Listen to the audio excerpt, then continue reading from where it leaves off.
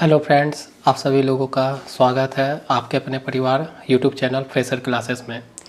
तो फ्रेंड्स, आज मैं आपके लिए लेकर आया हूँ सीडीपी का प्रैक्टिस 2। ठीक है, तो प्रीवियस ईयर का सेट 2 हम लोग यहाँ पर सॉल्व करेंगे सीडीपी का। तो पहला क्वेश्चन लेते हैं, बाल विकास एवं शिक्षा शास्त्र। ठीक है, जिसे हम बोलते हैं सीडीपी बोलते हैं, चाइल्ड डेवलपमेंट प्रोग्राम। ठीक है, तो क्या है क्वेश्चन है, 1 से 30 निम्नलिखित प्रश्नों के उत्तर देने के लिए सही सबसे उपयुक्त विकल्प चुनिए। ठीक है ना। तो पहला क्वेश्चन है, बच्चे समय की एक विशिष्ट अवधि तक बहुत सरलता के साथ भाषा सीखते हैं। क्या कहना चाह रहा है, मैं एक एक लाइन को आपको समझाऊंगा। ठीक है, बच्चे समय की एक विशिष्ट अवधि तक, मतलब एक अवधि तक जो है ना, बच्चा बहुत सरलता के साथ भाषा सीख जाता है, मतलब सीखता है। मतलब एक समय ऐसा होता है, एक समय काल जहाँ पर जो है ना बच्चा बहुत सरलता से, बहुत इजीली वे से भाषा सीखता है, क्योंकि उस अवधि में वे पर्यावरण प्रभावों के साथ प्रतिक्रिया करता है। क्योंकि उस समय वो क्या करता है, पर्यावरण प्रभावों के साथ ज़्यादा कांटेक्ट में रहता है। इस अवधि को विकास की किस अवधि के रूप में जाना जाता है? तो वो जो अवधि पूछ रहा है आपसे, वो जो अवधि है जिसमें बच्चा सबसे ज़्यादा भाषा सीखता है, तो उस अवधि का नाम क्या है? ठीक है, तो उस अवधि का नाम हम लोग याद रखेंगे संवेदनशील। वो अवस्था क्या होता है, संवेदनशील होता है। इस अवस्था में बच्चा जो है पर्यावरण के साथ अंतक्रिया करके डायरेक्ट कांटेक्ट में आकर पर्यावरण से क्या करता है, भाषा सीखता है। ठीक है, जैसे माता पिता, अपने परिवेश इत्यादि से। ठीक है, तो इसका सबसे अच्छा उत्तर हो जाएगा संवेदनशील। संवेदनशील को इंग्लिश में सेंसिटिव बोलते हैं। मतलब इस समय बच्चा ना बहुत सेंसिटिव होता है, उसका माइंड क्रिएटिव होता है, तो भाषा सीखने का सबसे अच्छा ये एज होता है। ठीक है, ये अवधि होता है। तो आगे बढ़ते हैं। एक माँ ने देखा कि, क्वेश्चन नंबर 2, एक माँ ने देखा कि उसका एक जुड़वा बच्चा, एक माँ का कितना है, जुड़वा बच्चा है, जिसमें देखा कि माँ देखती है कि तुलना में चलना सीखने में अधिक तेज़ी से प्रगति कर रहा है। सीखने में इस भिन्नता से विकास का कौन सा सिद्धांत जुड़ा है? मतलब माँ के कितने हैं, 2 बच्चे हैं, दोनों बच्चे क्या हैं, जुड़वा हैं। दोनों बच्चे क्या हैं, जुड़वा हैं। ठीक है, एक माँ के 2 बच्चे, दोनों बच्चे जुड़वा हैं। तो उसमें से बोल रहा है कि एक बच्चा जो है ना, एक बच्चा दूसरे बच्चा के तुलना में आसानी से क्या कर रहा है, प्रगति कर रहा है। मतलब सीखने में भिन्नता से विकास के कौन से, मतलब अधिक तेज़ी से प्रगति कर रहा है, मतलब तेज़ी से सीख रहा है। तो उसे में पूछ रहा है कि सीखने में इस भिन्नता से विकास का कौन सा सिद्धांत जुड़ा है? तो विकास किसके बारे में है, ये विकास के बारे में। विकास का कौन सा सिद्धांत ये बता रहा है कि एक बच्चा दूसरे के बच्चे के तुलना में आसानी से सीख रहा है। तो इसका उत्तर क्या है, अलग अलग व्यक्तियों में विकास अलग अलग गति से होता है। ये आपका राइट आंसर हो जाएगा। ऑप्शन 3 आपका राइट होगा, क्योंकि अदर ऑप्शन आप देखोगे तो व्यक्तियों में विकास सिर से पैर तक होता है, ये उचित नहीं है। हर किसी में विकास चरण दर चरण आगे बढ़ता है, ये भी नहीं है। हर किसी में विकास समान में विशिष्ट की ओर बढ़ता है, ये भी नहीं है। लेकिन अलग अलग व्यक्तियों में विकास अलग अलग गति से होता है, ये प्रश्न का जवाब है। क्योंकि एक माँ के 2 बच्चे जो है जुड़वा है, लेकिन एक का विकास क्या हो रहा है, तेज़ी से हो रहा है। तो तेज़ी से होने के कारण क्या है, अलग अलग डिपेंड कर रहा है। ठीक है, अधिक तेज़ी से प्रगति कर रहा है।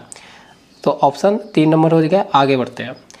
निम्न में से विकास किस पर निर्भर है? आपको विकास पे पूछा है कि विकास किस पर निर्भर है। सीडीपी में हम विकास और डेवलपमेंट, मतलब विकास को डेवलपमेंट बोलते हैं और ग्रोथ को वृद्धि बोलते हैं। इस दोनों के बारे में हम लोग बहुत डिटेल से पढ़ते हैं। तो ये क्वेश्चन है विकास का, मतलब डेवलपमेंट का, कि डेवलपमेंट किस चीज़ पर निर्भर करता है, किस चीज़ पर डिपेंड करता है। तो आनुवांशिक प्रवृत्ति पे, मतलब आनुवांशिक मतलब हेरिडिटी पर, आनुवांशिक में जो जन्मजात पे, जन्म से जो जीन होते हैं माता पिता के, उस पर डिपेंड करता है विकास। सही बात, सही है, करता है। सामाजिक संस्कृति प्रथाओं, समाज में जब बच्चा आता है तो उसके विकास को प्रभावित करता है। सामाजिक संस्कृति भी, मतलब सोशल कल्चर भी प्रभावित करता है, सही बात है। भौतिक वातावरण भी हमको प्रभावित करता है, एनवायरनमेंट से भी हम लोग प्रभावित होते हैं। तो एक बच्चा का विकास इस तीनों से क्या करता है, तीनों पर निर्भर करता है। तो ऑप्शन आपका राइट हो जाएगा, ऑप्शन 4 आपका राइट हो जाएगा। आगे आइए, जीन पियाजे के, ये जो जीन पियाजे हैं ये एक रचना शास्त्र मनोवैज्ञानिक थे, शिक्षा शास्त्र बोल सकते हैं। तो इन्होंने अपना सिद्धांत दिया था संज्ञानात्मक विकास पर, बच्चे के संज्ञानात्मक विकास पर जीन पियाजे ने अपना सिद्धांत दिया था, उन्हीं के बारे में ये क्वेश्चन है। सिद्धांत के अनुसार अध्यापक को किस अवस्था में क्रमबद्धता से संबंधित प्रश्न हल करने के लिए देना चाहिए। तो जीन पियाजे जो है ना वो संज्ञानात्मक विकास पर अपना सिद्धांत दिए थे और उसमें वो 4 अवस्था बताए थे। सिद्धांत में कितने लेवल दिए थे? 4 लेवल दिए थे। वो 4 लेवल के अनुसार जो है ना बोल रहा है कि क्रमबद्धता कब आ जाता है बच्चों में, क्रमबद्धता मतलब सीरीज का उनमें कब ये गुण आ जाता है, सीरीज को वो कब समझने लगते, किस एज में, तो वो पूछा है। तो वो 4 अवस्था यहाँ पर लिखा हुआ है। तो क्रमबद्धता किस एज में आ जाता है? तो मूर्त संक्रियात्मक अवस्था में आ जाता है। क्या आ जाता है? मूर्त संक्रियात्मक अवस्था में वो बच्चा जो है क्रम के अनुसार लगाना वस्तु को सीख जाता है। पहले छोटा, फिर उससे थोड़ा बड़ा, फिर उससे बड़ा, फिर उससे बड़ा, फिर उससे बड़ा, फिर उससे बड़ा, ये हुआ क्रम। ठीक है, आगे बढ़ते हैं। तो ऑप्शन नंबर आपका 3 राइट हो जाएगा। आगे आइए, जीन पियाजे के सिद्धांत के अनुसार, ये भी आपका देखिए जीन पियाजे पर ही है जो एक मनोवैज्ञानिक थे। तो वो सिद्धांत दिए थे संज्ञानात्मक विकास पे, बच्चों का संज्ञानात्मक विकास पे ये सिद्धांत दिए थे। उसी में है कि व्यक्ति आत्म सात्करण और समंजन के माध्यम से किस स्थिति को प्राप्त करने का प्रयास करता है। कौन कौन बोला कि एक व्यक्ति जो है आत्म सात्करण ये और दूसरा समंजन, ये दोनों माध्यम से किस स्थिति को, इस दोनों को समझने के बाद वो इस दोनों को समझने के बाद किस स्थिति को प्राप्त करने का प्रयास करता है। तो ये दोनों जो बच्चा समझता है तो वो इसका मतलब है संतुलन मतलब माध्यम से संतुलन स्थापित करने का कोशिश करता है। तो आपका ऑप्शन होगा राइट 1।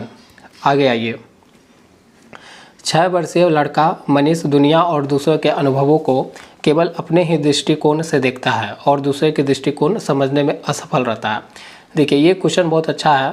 कितना वर्ष बोल रहा है? कितना वर्ष का लड़का है? 6 वर्ष का लड़का है और वो दूसरों के अनुभवों को केवल अपने ही दृष्टिकोण से देखता है, मतलब अपने ही दृष्टिकोण को अहमियत देता है और दूसरे के दृष्टिकोण को अहमियत नहीं दे रहा है। तो यह किसका प्रतिनिधित्व करता है? तो ये जब हम अपने ही बातों को ऊपर रखते हैं और दूसरे के बातों को नहीं सुनना चाहते हैं तो ये क्या है? केंद्रीकरण हुआ, अपने आप में ईगोइस्टिक हुआ। तो हमारा क्या हो जाएगा? आत्म केंद्रीकरण। ऑप्शन 2 राइट हो जाएगा। और ये जीन पियाजे ने ये सिद्धांत दिया था संज्ञानात्मक विकास के अंतर्गत। तो ऑप्शन आपका राइट 2 हो जाएगा। आगे बढ़ते हैं, लॉरेंस कोहलबर्ग के नैतिक विकास, लॉरेंस कोहलबर्ग जो थे वो नैतिक विकास पर अपना क्या किए थे? सिद्धांत दिए थे के अनुसार एक व्यक्ति जो नैतिक विकास की कानून एवं व्यवस्था चरण में है, एक व्यक्ति क्या है? कानून, नैतिक विकास के कानून और व्यवस्था के चरण में है तो उसका मत क्या होगा कि कानून तथा अधिकारियों की आज्ञा का पालन करना चाहिए जिससे सामाजिक प्रणाली सुगम बनी रहे। ऑप्शन आपका राइट यहाँ पर 2 हो जाएगा। क्योंकि देखिए जो लॉरेंस कोहलबर्ग थे वो लेवल जो है 4 लेवल दिए थे, मतलब 4 स्टेज दिए थे। वो कितने स्टेज दिए थे? ये कोहलबर्ग ने आपका 3 स्टेज दिया था और पर स्टेज में ये 2 आपका लेवल दिए थे। कितना? 3 स्टेज दिए थे और प्रत्येक में 2 मतलब 6 लेवल दिए थे। तो उसी में कानून व्यवस्था चरम पर अगर बच्चा मानने लगे, सोसाइटी के अनुसार चले, तो वो कानून तथा अधिकारों की आज्ञा का पालन करना चाहिए जिससे सामाजिक प्रणाली सुगम बनी रहे, ये बच्चा समझता है। ठीक है, कानून तथा नियमों का पालन अन्य अन्य व्यक्तियों को प्रसन्न करने के लिए करना चाहिए, नहीं, ऐसा कुछ नहीं है। कानून तथा नियमों का पालन दंड के लिए नहीं करता है। कानून तथा नियमों का पालन तभी करना चाहिए जब वे हमारी आवश्यकताओं की पूर्ति करें, नहीं। यहाँ पर जो है ना सब ऑप्शन मेल खा रहा है लॉरेंस कोहलबर्ग के लेवल से, लेकिन यहाँ पर जो है ना व्यक्ति जो नैतिक विकास के कानून एवं व्यवस्था चरण में है मतलब लेवल ये स्टेज 2 के लेवल 4 में है, ये स्टेज 2 के लेवल 4 में है, जिसमें कहा गया है कि कानून तथा अधिकारियों की आज्ञा का पालन करना चाहिए जिससे सामाजिक प्रणाली सुगम बनी रहे। ठीक है, ऑप्शन आगे बढ़ते हैं। लेव वाइगोस्की ने निम्न में से कौन सा सिद्धांत दिया है? लेव जो है वाइगोस्की, ये लेव वाइगोस्की क्या थे? सामाजिक सांस्कृतिक मतलब सामाजिक संस्कृति पर ये अपना सिद्धांत दिए थे। लेव वायोगस्की मतलब भाषा पर भी दिए थे। तो कौन सा सिद्धांत दिए थे? तो संज्ञानात्मक विकास का सामाजिक सांस्कृतिक सिद्धांत दिए थे। ठीक है, ये तो बहुत ही आसान क्वेश्चन है, इसलिए डायरेक्ट लगा रहे हैं। ठीक है, आगे बढ़िए। एक विद्यार्थी दिए गए प्रश्न को हल करने में चुनौती महसूस कर रहा है। मतलब एक विद्यार्थी को हम लोग कुछ प्रश्न दिए और वो उस प्रश्न को हल करने में क्या कर रहा है? चुनौती महसूस कर रहा है। लेव वायोगस्की के अनुसार इस स्थिति में अब क्या है? लेव वायोगस्की के अनुसार हमको देखना है इस क्वेश्चन को। इस स्थिति में एक अध्यापक को क्या करना चाहिए? एक टीचर को क्या करना चाहिए? एक बच्चा को मान लीजिए प्रश्न दिए और वो उस प्रश्न को हल करने में मुश्किल उसको आ रहा है, तो बोलते हैं कि लेव वायोगस्की के अनुसार उस अध्यापक को क्या करना चाहिए? विद्यार्थियों को अनदेखा कर देना चाहिए। अनदेखा काटिए दीजिए। विद्यार्थियों को अगले कदम हेतु संकेत और इशारे देने चाहिए। सीधे तौर पर सही प्रश्न बता देना चाहिए। नहीं, ऐसा भी नहीं करेंगे। ऑप्शन 3 खत्म, ऑप्शन 1 खत्म। सवाल को हल ना कर पाने के लिए विद्यार्थियों को दंड दे के ही काट दो विद्यार्थियों। तो कौन ऑप्शन बचा? ऑप्शन आपका 2 राइट हो जाएगा तब। ठीक है, कि विद्यार्थियों को अगले कदम हेतु संकेत और इशारे देने चाहिए। आगे बढ़ते हैं। एक प्रश्न, एक प्रगतिशील कक्षा में, मतलब प्रगतिशील मतलब डेवलपमेंट के क्लास है, विद्यार्थियों को किस ओर केंद्रित होना चाहिए? किस ओर केंद्रित होना चाहिए? विद्यार्थियों को अपने सहपाठियों से प्रतिस्पर्धा करना चाहिए। कंपटीशन कभी नहीं करना है। जितना हो सके उतना कंठस्थ भी बच्चा को नहीं करवाना है। मूर्त पुस्तकें जैसे ट्रॉफी उरूपी की लालच नहीं देना चाहिए। सक्रिय भागीदारी द्वारा ज्ञान अर्जन की जाए। सक्रिय मतलब एक्टिव पार्टिसिपेशन को हम लोग को बढ़ाना देना है प्रगतिशील कक्षा के लिए। तो ऑप्शन 4 आपका राइट हो जाएगा। आगे बढ़ते हैं। हार्वर्ड गार्डनर द्वारा प्रतिपादित बहुबुद्धि में निम्नलिखित में से कौन से शामिल नहीं है? हार्वर्ड गार्डनर जो थे, ये जो है बुद्धि के लिए, ये जो है बहुबुद्धि सिद्धांत दिए थे। उसमें कितना दिए थे? टोटल 8 दिए थे। ठीक है, उनमें से बोल रहा है कि इसमें से कौन सा नहीं है, कौन सा नहीं है चुनना है। तो भाषाई बुद्धि दिए थे, ये है। स्थानिक बुद्धि ये भी है। संगीत बुद्धि ये भी है। और आपका नहीं पूछा है तो नहीं वाला ऑप्शन होगा। भावनात्मक बुद्धि का इस सिद्धांत नहीं दिए थे, तो ऑप्शन 2 आपका राइट हो जाएगा। अगला क्वेश्चन है 12 नंबर। तो क्या क्वेश्चन बोल रहा है, पढ़ लेते हैं। अभिकथन दिया हुआ है, ठीक है, और उसका कारण भी दिया हुआ है। ये क्वेश्चन आपको ज़रूर मिलता है, तो ये क्वेश्चन पे थोड़ा सा ज़्यादा ध्यान देने की ज़रूरत होती है। ठीक है, ये राष्ट्रीय शिक्षा नीति, ठीक है, राष्ट्रीय शिक्षा नीति मतलब NEP 2020 का बात हो रहा है। ठीक है, यहाँ पर के अनुसार 5वीं तक के सभी बच्चों को उनकी मातृभाषा में शिक्षा दी जानी चाहिए। सही बात है। NEP 2020 ये बोलता है कि जो प्राथमिक विद्यालय और माध्यमिक विद्यालय है, ठीक है, तो प्राथमिक विद्यालय में आ जाएगा कहाँ से? आपका 1 से लेकर 5 तक आ जाता है प्राथमिक विद्यालय में। तो इसमें क्या होता है कि बच्चा जो है ज़्यादा करके कहाँ से सीखता है? अपने पर्यावरण मतलब अपने माता पिता आसपास से जो उनकी घरेलू भाषा होती है, मातृभाषा होती है, तो उसके अनुसार बोलता है कि बच्चा जब स्कूल में एडमिशन ले तो उन्हें उनकी मातृभाषा में शिक्षा दी जानी चाहिए, क्योंकि उनको ज़्यादा कंसेप्ट क्या होगा, ज़्यादा समझ में आएगा, बातें ज़्यादा समझ में आएगी आसानी से। तो NEP 2020 ये बात बोलता है। तो ये बात, इसका मतलब जो आपका अभिकथन है, अभिकथन आपका राइट है। अब कारण पढ़ लेते हैं, ऐसा क्यों? तो छोटे बच्चे अपनी मातृभाषा में सार्थक अवधारणा की अधिक तेज़ी से सीखते व समझते हैं। ये भी जो कारण है, रीज़न है, वो भी सही बात है। तो आपका ऑप्शन A और दोनों सही है तथा RA की सही व्याख्या कर रहा है, तो ऑप्शन 1 राइट हो जाएगा। ठीक है, आगे बढ़ते हैं। एक अध्यापक को विद्यार्थियों में प्रचलित जेंडर रूढ़िवादों से किस प्रकार निपटना चाहिए? मतलब एक अध्यापक को विद्यार्थियों में प्रचलित, क्या बोल रहा है, एक टीचर है और विद्यार्थियों में ये थोड़ा प्रचलित है जेंडर रूढ़िवादी। जेंडर रूढ़िवादी क्या मतलब होता है? जेंडर रूढ़िवादी का मतलब होता है कि जो जेंडर को लेकर, जेंडर को मतलब स्त्री और पुरुष को लेकर जो अवधारणाएं प्राचीन काल से चले आ रहा है, जैसे क्या चले आ रहा है कि किचन का काम जो है महिला करेगी और पुरुष जो है बाहर का काम करेगा। ये क्या हुआ? ये हुआ जेंडर रूढ़िवादी, मतलब महिला और पुरुष को काम के अनुसार बांट दिया गया और ये प्राचीन कालों से चलते आ रही है। इसी को बोलते हैं जेंडर रूढ़िवादी। ठीक है, तो बोल रहा है कि ये बच्चों में प्रचलित है, ये बात बच्चे जानते हैं उसमें अब अध्यापक जो है किस प्रकार उससे निपटना चाहिए, कैसे उसको इस चीज़ को ख़त्म कर सकते हैं स्टूडेंट के अंदर से, जेंडर रूढ़िवादिता को।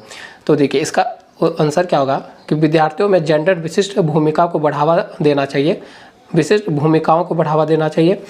वास्तविक जीवन से संबंधित ऐसे उदाहरण प्रस्तुत करने चाहिए जो रूढ़िवादों को चुनौती दे। ये सबसे अच्छा क्वेश्चन है कि वास्तविक जीवन से आप अगर बच्चों से उसका रूढ़िवादी मतलब ये जो अवधारणाएं है कि महिला किचन में काम करेगी और पुरुष बाहर का काम करेगा, अगर इस अवधारणाओं को बच्चों के मन से निकालना है तो आपको क्या होगा कि जो अभी वास्तविक जीवन है, रियल लाइफ में जो कुछ एग्जाम्पल लेकर उनको समझाएगा तो वो इस चीज़ से उनके मन में ज़्यादा इफेक्ट पड़ेगा।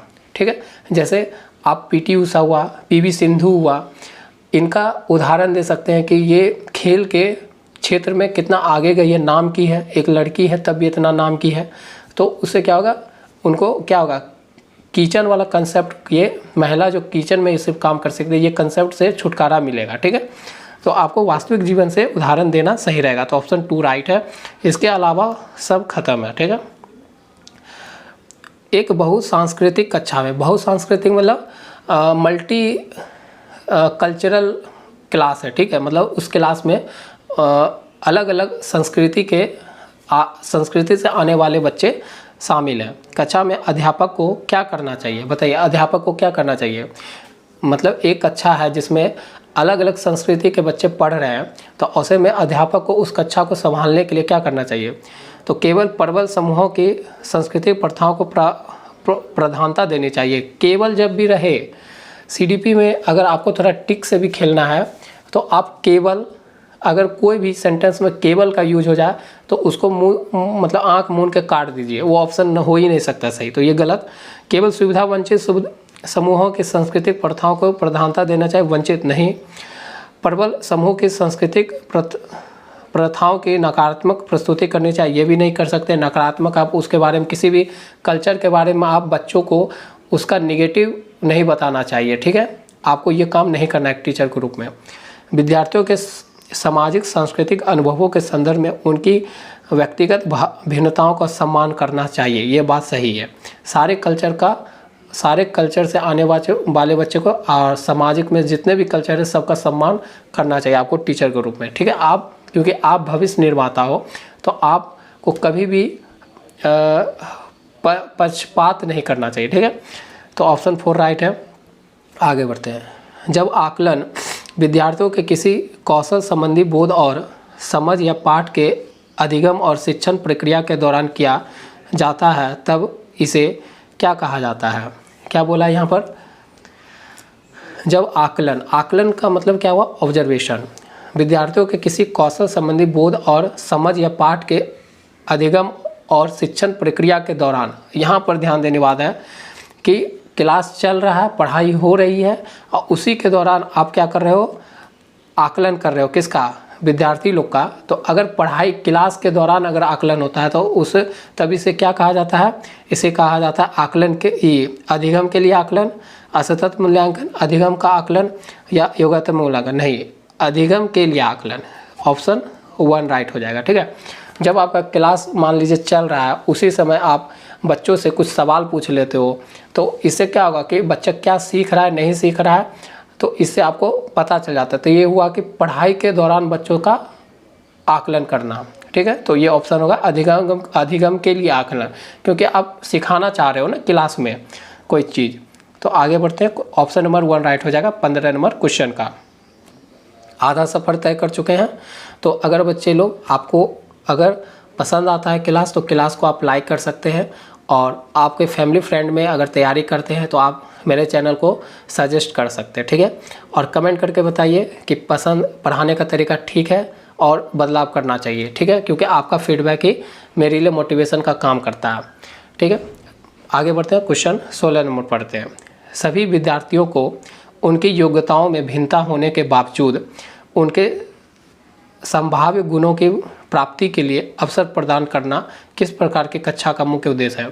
क्या बोल रहा है कि सभी विद्यार्थियों को उनकी योग्यताओं में भिन्नता होने के बावजूद, बोल रहा है कि सभी विद्यार्थी, मतलब एक क्लास का ही इमेजिन कर लीजिए, मतलब कल्पना कर लीजिए कि एक क्लास है, उसमें सभी विद्यार्थी को उनकी योग्यताओं में भिन्नता, सही बात है कि प्रत्येक विद्यार्थी में अलग अलग अपना क्या योग्यता होता है, तो योग्यता में भिन्नता देखने को मिलेगा। होने के बावजूद उनके संभाव्य गुणों के प्राप्ति के लिए अवसर प्रदान करना चाहिए, ठीक है, करना चाहिए। किस प्रकार की कक्षा में मुख्य उद्देश्य है, यह किस तरह का है, तो हमें ये लग रहा है कि समावेशी कक्षा कहलाएगा। ये कैसा कक्षा कहलाएगा, समावेशी, क्योंकि समावेशी का अर्थ होता है एक ऐसा समावेशी कक्षा जिसमें सारे जाति धर्म छोटा बड़ा को नहीं मानते हुए सबको एक कक्षा में एक विद्यालय के नीचे एक छत के नीचे शिक्षा प्रदान करना, यही तो होता है समावेशी का मतलब, ठीक है। आगे बढ़ते हैं, ऑप्शन 2 राइट हो जाएगा। वंचित पृष्ठभूमि के बच्चों को संबोधित करने के लिए एक शिक्षक को चाहिए। वंचित मतलब क्या हुआ कि कोई चीज़ जो है, कोई भी मतलब सुविधा से वंचित रह गया, समाज की सुविधा से वंचित रह गया, उसे बोल रहे हैं। तो वंचित पृष्ठभूमि के बच्चों को संबोधित करने के लिए एक शिक्षक को चाहिए, क्या चाहिए, तो उन्हें अत्यधिक लिखित कार्य दे, नहीं ऐसा नहीं करना चाहिए। उनके संदर्भ के बारे में और जानने का प्रयास करें और उन्हें कक्षा में शामिल करें, अच्छा ये भी रख लेते हैं। उन्हें कक्षा में अलग से पढ़ाए, ये भी नहीं करना है। उन्हें अनदेखा, क्योंकि हमारा जो NEP 2020 है वो समावेशी कक्षा को महत्व दे रहा है कि सारे बच्चे को, चाहे वंचित हो, चाहे सामान्य बच्चा हो, चाहे विशिष्ट बच्चा हो, सभी को क्या करना, एक कक्षा में एक छत में के नीचे एक विद्यालय के अंदर क्या करना, उसको शिक्षा देना है, ठीक है। तो यहाँ पर उसे अलग से नहीं बैठाना, कभी आपको सेपरेशन करने की ज़रूरी नहीं है। उन्हें अनदेखा कर देना, अनदेखा तो कभी नहीं करना चाहिए, ये भी गलत है। तो ऑप्शन आपका राइट क्या लग रहा है, ऑप्शन 2 है। उनके संदर्भ के बारे में और जानने का प्रयास करें और उन्हें चर्चा में शामिल करें, सही है। वो वंचित है तो उनके बारे में और थोड़ा आप जानिएगा, तो बच्चा क्या होगा, बच्चा को लगेगा कि मेरा भी महत्व है, मेरे बारे में भी टीचर हमको पूछ रहे हैं, तो उनको क्या होगा, एक आत्मविश्वास जागेगा, क्योंकि आप उससे बातचीत करेंगे तो विश्वास जाएगा, क्योंकि वो वंचित क्षेत्र पृष्ठभूमि से आ रहे हैं। तो आप उनसे बात करेंगे, आप उनके बारे में थोड़ा जानिए और उन्हें क्या करिए, कक्षा चर्चा में शामिल करिए। मतलब कुछ भी बात कक्षा क्लास में हो रहा है तो उन्हें भी शामिल करिए, उन्हें भी बोलिए कि आप भी जवाब दो, तो ये अच्छा है, ये एक माहौल जो है पॉजिटिव माहौल बनाएगा।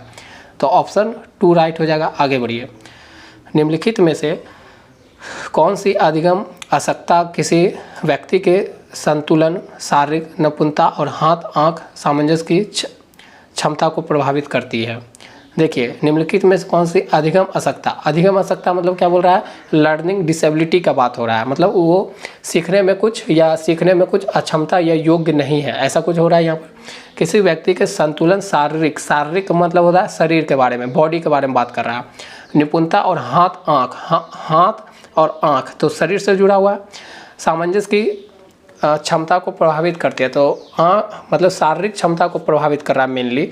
तो ये किससे जुड़ा हुआ है, तो पठन वैकल्प से, भाषा वैकल्प नहीं, गुण जैविक नहीं, गति समन्वय वैकल्प से होगा, क्योंकि यहाँ पर जो है वो शरीर के अंग को क्या कर रहा है, उसमें उसको दिक्कत है, जैसे हाथ आँख में उसको दिक्कत है, तो इसका मतलब वो क्या होगा, गति नहीं कर रहा है, शरीर को मोशन नहीं कर पा रहा है, तो आपका ऑप्शन 4 राइट हो जाएगा। आगे बढ़ते हैं, स्वलीनता से जूझते विद्यार्थियों में पहचान है तो किन विशिष्ट गुण होने की संभावना रहती है। देखिए, ये जो वर्ड है ये आपका एक डिसेबिलिटी है, स्वलीनता। इसमें क्या होता है ना, बच्चा, ये अगर आपको डिसेबिलिटी है, ये आपको कुछ क्या विकार है, तो इसमें क्या करता है बच्चा, क्या करता है, दोहराता है, क्या करता है,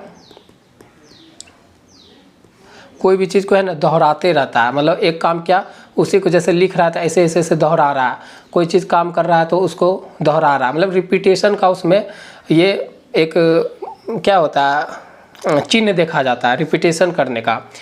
तो अगर ऐसा गुण है तो संभावना पहचान है तो किन विशिष्ट गुणों होने की संभावना होती है, तो संप्रेषण में कठिनाई होता है, उन्हें क्या होता है, बातचीत करने में, कम्युनिकेट करने में दिक्कत होता है, क्योंकि वो हर चीज़ को रिपीट करते हैं, तो वो बात समाज में अगर वो जाते हैं तो दूसरे नॉर्मल व्यक्ति से वो बात नहीं कर सकते, क्योंकि वो हर चीज़ को रिपीट करेगा तो कम्युनिकेशन में क्या होगा, दिक्कत होगा ना, एक नॉर्मल है और एक में कोई अक्षमता है, तो यहाँ पर क्या होता है, जो स्वालीनता से जूझ रहे होते हैं बच्चे या कोई भी जिन्हें ये डिफिशेंसी होती है, तो वो क्या होते हैं, वो संप्रेषण में उन्हें कठिनाई होती है। ठीक है, आगे बढ़ते हैं।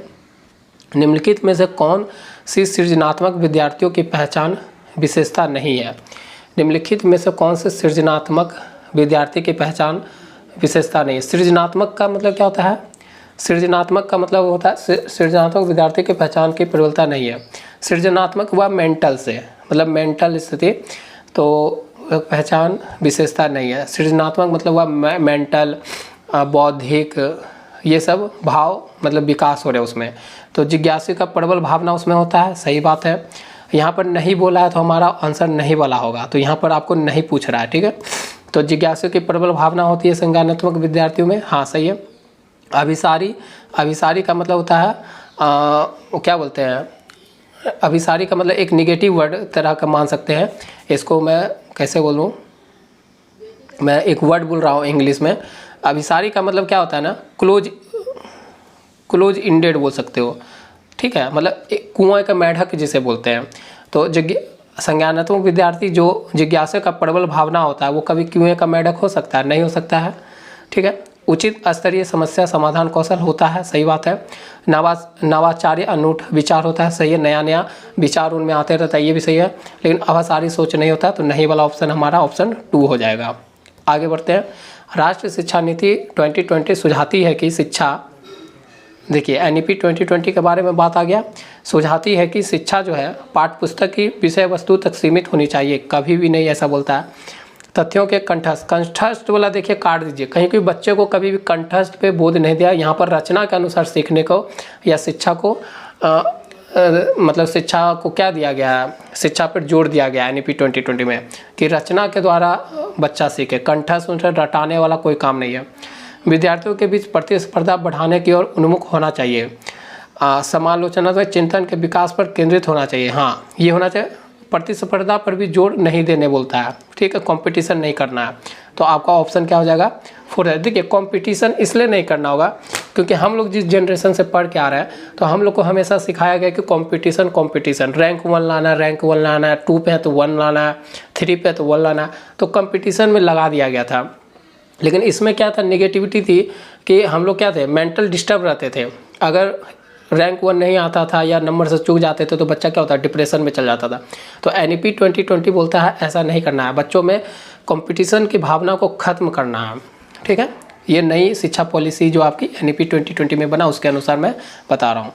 आगे आते हैं। एक कक्षा में विद्यार्थियों के चयनित अधिगम शैलियों में व्यक्तिगत अंतरों को अध्यापक द्वारा किस प्रकार संबोधित करना चाहिए? एक कक्षा में विद्यार्थियों के चयनित अधिगम शैलियों में व्यक्तिगत अंतरों का अध्यापिका द्वारा किस प्रकार संबोधित करना, मतलब देखिए यहाँ व्यक्तिगत आ गया, मतलब इंडिविजुअल अंतरों का अध्यापका द्वारा किस प्रकार संबोधित किया जाना चाहिए? तो अध्यापन अधिगम प्रक्रिया में बाधा के रूप में नहीं, बाधा के रूप में आपको नहीं समझना। मान लीजिए कि बच्चा का अपना अपना व्यक्तित्व है, अपना अपना सोच है, तो आप उसको क्या सीखने में, हर बच्चा का अपना अपना एक विचार होता है, सोचने की अपनी एक क्षमता होती है। तो क्या आप उसको सीखने में या विद्यालय के अंदर जो कोई भी चीज़ सीख रहा है तो उसको क्या बाधा मानिएगा? नहीं, बाधा नहीं मानना है, ये निगेटिव वर्ड है। नकारात्मक पुनर्बलन नहीं, नकारात्मक भी नहीं मानना, निगेटिव।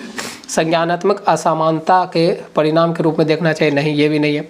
उनकी मान्यता रखते हुए बाल केंद्रित शिक्षा शास्त्र को अपनाना चाहिए ताकि उनकी व्यक्तिगत आवश्यकता पूरी हो सके। ऑप्शन 4 राइट हो गया, क्योंकि सबको NEP 2020 बोलता है सबको क्या देना, आपको प्रोत्साहित करना है, सबको क्या करना है, सबको मुख्य धारा से जोड़ने का कोशिश करना है, ठीक है ना। तो यहाँ पर आप किसी को भी पीछे नहीं छोड़ सकते, सबको साथ लेने के चलना है। तो यहाँ पर ऑप्शन 4 राइट हो गया, ठीक है। एक प्रगतिशील कक्षा अध्यापकों को डैश रूप में तथा शिक्षार्थियों को डैश रूप में अपेक्षित करती है।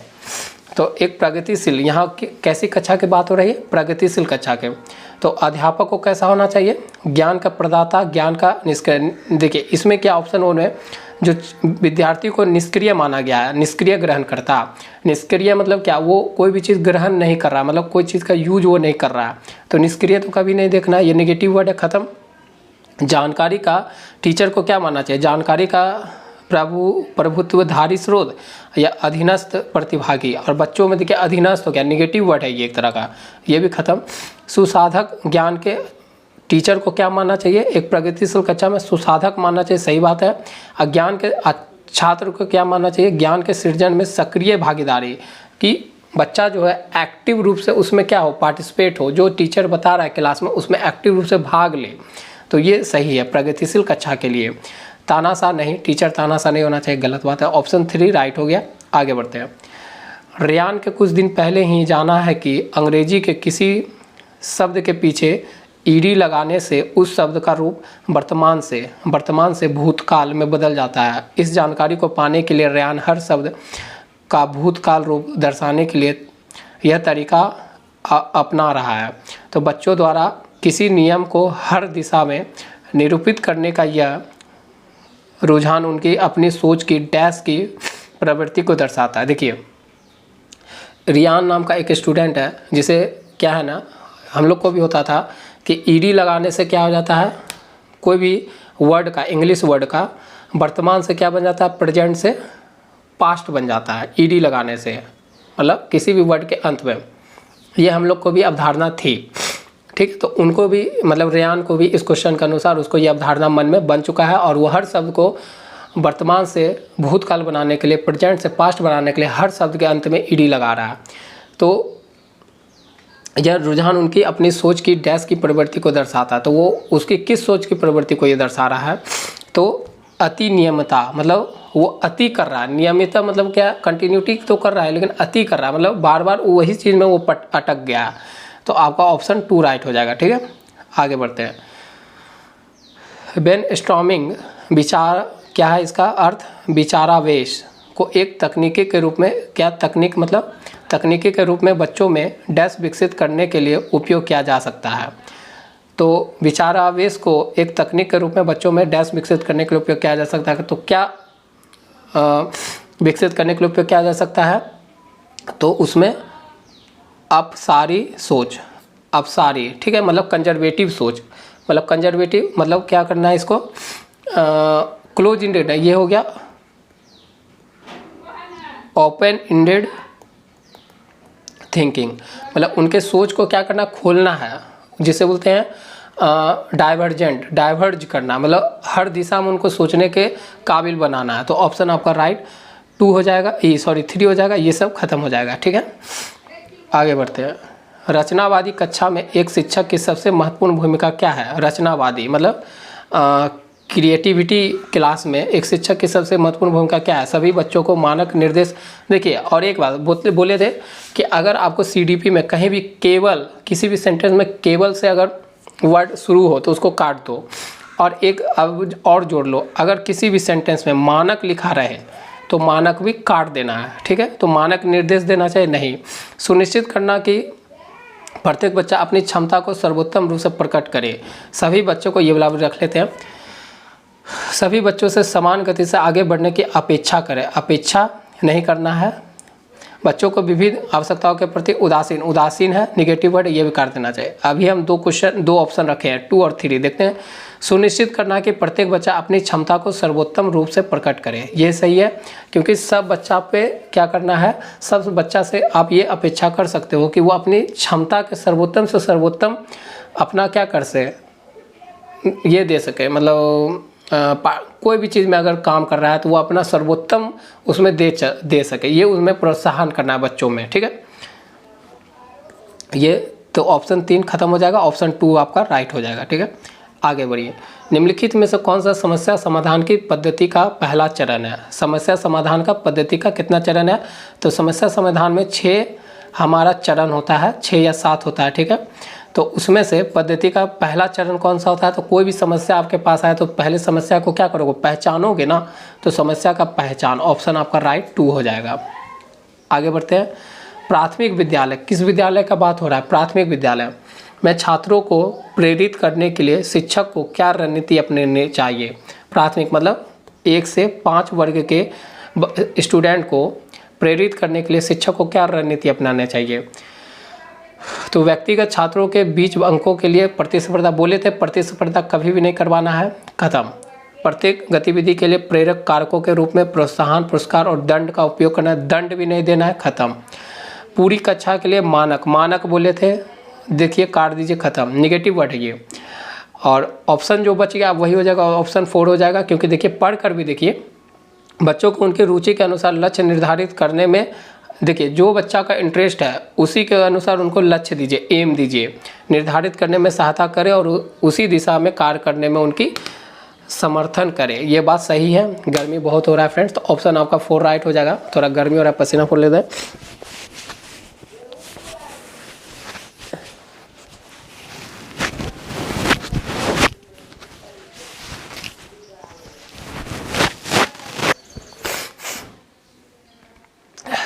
आइए अब हमारा 29 नंबर क्वेश्चन, इसमें अभिकथन और कारण वाला है। तो संज्ञानात्मक विकास के साथ विद्यालय को विद्यार्थियों की भावनात्मक खुशहाली सुनिश्चित करनी चाहिए, सही बात है, करनी चाहिए। देखिए अगर वो इमोशनली अगर वो खुश रहेगा, इमोशनल उसका इमोशन अगर अच्छा रहेगा, हैप्पी रहेगा, तो वो कोई भी चीज़ को क्या है विद्यालय में सही से सीख सकता है, ठीक है। वो इंटरेस्ट लेगा कोई भी चीज़ को पढ़ने में, तो उसको ये टीचर को करना चाहिए, उसके भावनात्मक खुशहाली का भी ध्यान रखना चाहिए। तो ये सही बात है। अब कारण पढ़ते हैं, तो हमारा अभिकथन सही है, कारण देख लेते हैं क्या सही है कि गलत है।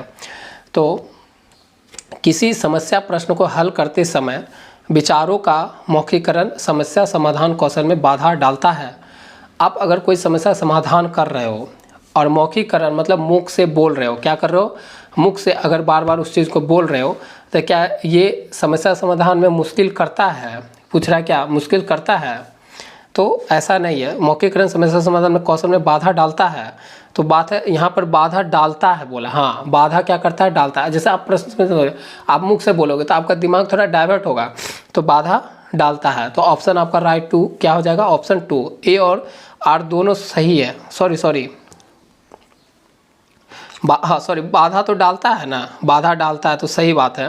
थोड़ा ये वाला समझने में हो जाता है, सही मैंने देखिए सही बोला लेकिन कार्य, तो मौखिकरण समस्या समाधान कौशल में बाधा डालता है, सही बात है, ये भी सही बात है। तो ए और आर दोनों सही है तथा आर की सही व्याख्या करता है, नहीं व्याख्या नहीं कर रहा। ऊपर वाला अलग बात बोल रहा है, खुशहाली की बात कर रहा है, इमोशन की बात कर रहा है, और ये एक मौखिकरण समस्या पे मतलब सॉल्यूशन, प्रॉब्लम सॉल्यूशन पे बात कर रहा है, और ऊपर बच्चे का इमोशन पे बात कर रहा है। तो दोनों बात सही है लेकिन एक दूसरे का व्याख्या नहीं कर रहा है, तो ऑप्शन 2 राइट हो जाएगा। आगे आइए, लास्ट क्वेश्चन है फ्रेंड्स, तो कर लेते हैं इसको भी। निम्नलिखित में से कौन सा अधिगम की प्रक्रिया में सकारात्मक रूप से योगदान नहीं देता है? क्या बोला कि अधिगम मतलब लर्निंग प्रक्रिया में, मतलब प्रोसेस ऑफ लर्निंग में सकारात्मक रूप से योगदान नहीं देता। सकारात्मक मतलब हो गया पॉजिटिव रूप से योगदान नहीं देता है, तो कौन सा नहीं देता, कुपोषण नहीं देता है, नहीं वाला है, ये निगेटिव वर्ड है, तो निगेटिव वाला ही हमारा आंसर होगा, तो कुपोषण, ठीक है। चर्चाएं तो देती है, चर्चा आप जितना करोगे आपका विकास क्या होगा, आपका शिक्षा का विकास या कोई भी चीज़ का बौद्धात्मिक विकास, बुद्धिक विकास या नॉलेज बढ़ेगा, तो चर्चा करना चाहिए। अपसारित चिंतन करना चाहिए, कंजर्वेटिव नहीं डाइवर्जिव सोच होना चाहिए, एक प्रॉब्लम को अनेक तरीक़ों से सॉल्व करने की आपको क्षमता होनी चाहिए, जिससे आपका क्या होगा, दिमाग खुलता है, ठीक है।